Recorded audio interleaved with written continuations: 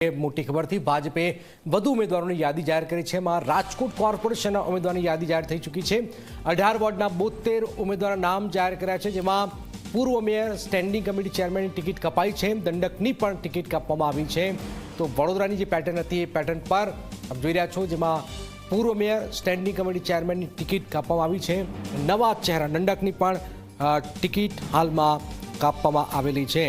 તો આપ જો વોર્ડ નંબર 1માં અંजना મોરજરિયા, સેજલબેન ચૌધરી, જયરાજ જાડેજા, પરેશ ઠાકર, આ ઉપરાંત વોર્ડ નંબર 2 દક્ષાબેન વાઘેલા, ગૌરવ અમરસર જોડી। ગૌરવ, જે મોટા ચહેરાઓ હતા એમાં કોને રિપીટ કર્યા છે ને પૂર્વ મેયર, સ્ટેન્ડિંગ કમિટી ચેરમેન, દંડક, આમને હટાવવા પાછળનો શું ઉદ્દેશ છે ભાજપનો અહીંયા?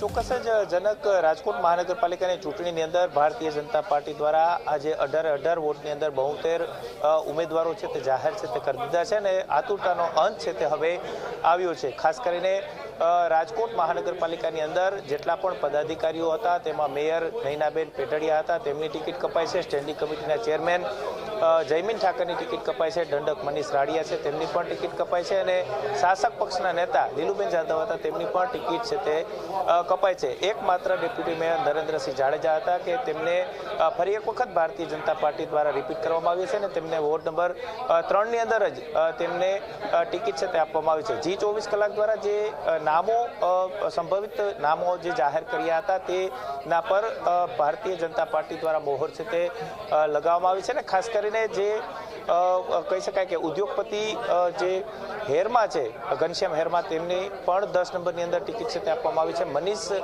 ભટ્ટ, જેની લોબિંગ પરસોત્તમ રૂપાલા સાંસદ દ્વારા કરવામાં આવી હતી, તેમને પણ વોર્ડ નંબર 8ની અંદરથી ટિકિટ આપવામાં આવી છે।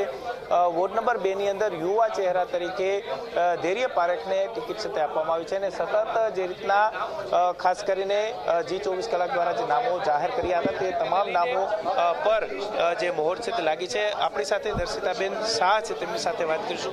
બેન, શું કહેશો? ભારતીય જનતા પાર્ટી દ્વારા લિસ્ટ જાહેર કરવામાં આવ્યું છે। અમારા મોવડી મંડળનો સૌપ્રથમ તો અમે ખૂબ ખૂબ આભાર માનીએ છીએ કે દરેક લોકોને સાથે રાખીને, નાના કાર્યકર્તાથી લઈને દરેક સમાજને સાથે રાખીને, દરેક વર્ગને સાથે રાખીને ખૂબ ચર્ચા વિચારણા બાદ અને ગહન ચર્ચા કર્યા બાદ આ લિસ્ટ જાહેર કરવામાં છે।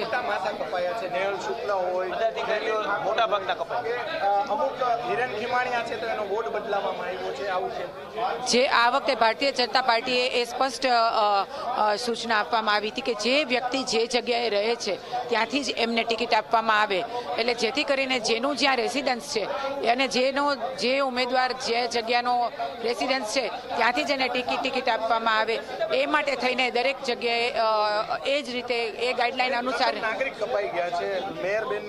કારણ શું? ભારતીય જનતા પાર્ટીનો હંમેશા એ ઉદ્દેશ રહ્યો છે કે વિસ્તારમાં રહેતા તમામ કાર્યકર્તાઓને સમાવવામાં આવે, દરેક કાર્યકર્તાઓને તક મળે। નાનામાં નાનો કાર્યકર્તા હોય અને પાર્ટી સાથે કોઈ પણ અપેક્ષા વગર જે કાર્યકર્તા જોડાય છે, માત્ર ને માત્ર કમળને જે કાર્યકર્તા જોવે છે, એ બધા જ કાર્યકર્તાઓને ધ્યાનમાં રાખીને આ વખતે ભારતીય જનતા પાર્ટી દ્વારા આ ખૂબ સુંદર નિર્ણય કરવામાં આવ્યો છે। જે રીતના દર્શિતાબેન શાહ છે કે તેમને પણ પોતાના માનીતાઓ માટે લોબિંગ છે તે કર્યું હતું। આ તરફ રાજકોટ શહેર ભાજપના પ્રમુખ માધવ દવે છે, તેમની સાથે પણ વાત કરવાનો પ્રયાસ કરીશું કે તેઓ અત્યારે જે માહિતી છે તે આપી રહ્યા છે। માધવભાઈ, શું કહે? જનતા પાર્ટીમાં જવાબદારી એક નિરંતર ચાલતી પ્રક્રિયા છે। એક જવાબદારી પૂર્ણ થતી હોય છે ત્યારે અન્ય જવાબદારી ઉપર અમે ભારતીય જનતા પાર્ટીના કાર્યકર્તાઓને લઈ જતા હોય છે। એના ભાગરૂપે આ એક પ્રક્રિયાનો ભાગ છે, અને બીજી કોઈ રીતે હું બોલાવતો નથી। ખૂબ જ સસ્પેન્સ રહ્યું છે। રણનીતિ છે કે જે પ્રકારે વિરોધ થવાની વાત સામે આવી છે, 13 નંબરની અંદર ભડકો જોવા મળ્યો છે, નીતિન રામાણી અહીંયા આવે છે કાર્યકર્તાઓ સાથે। મારી સુધી હજી એવી કોઈ વાત પહોંચી નથી।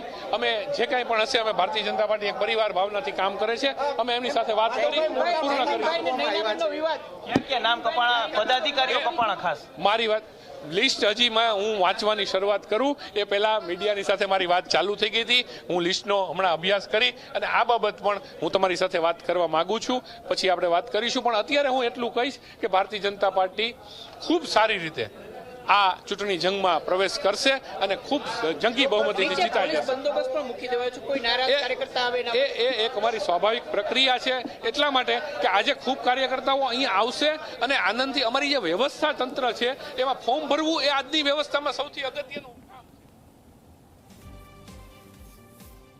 તો રાજકોટમાં આપ જોઈ રહ્યા છો કે પૂર્વ મેયર, પૂર્વ સ્ટેન્ડિંગ કમિટી ચેરમેન દંડકને ટિકિટ નથી પાઈ. ભાજપે રાજકોટ કોર્પોરેશન ખૂબ જ પેચીદો મામલો રહ્યો છે અને આખરે આ નામની જાહેરાત કરી દેવામાં છે, જેમાં ઘણા નવા ચહેરાઓને પણ અહીંયા તક આપવામાં આવ્યું છે. 18 વોર્ડ અને 18 વોર્ડ રાજકોટ પર સૌથી વધારે નજર છે, રાજકોટ કોર્પોરેશન પર, અને 18 વોર્ડના 72 ઉમેદવારોના નામ જાહેર કરી દેવાયા છે. ભાજપે વધુ ઉમેદવારોની યાદી જાહેર કરી છે અને જેની ચર્ચાઓથી મોટાભાગના ચહેરાઓ કપાયા છે.